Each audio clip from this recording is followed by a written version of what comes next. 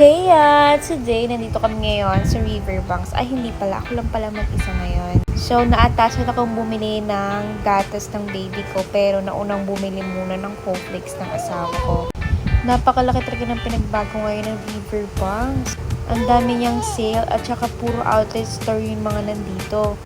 Since outlet store yung mga nandito, napamura lalo yung mga items.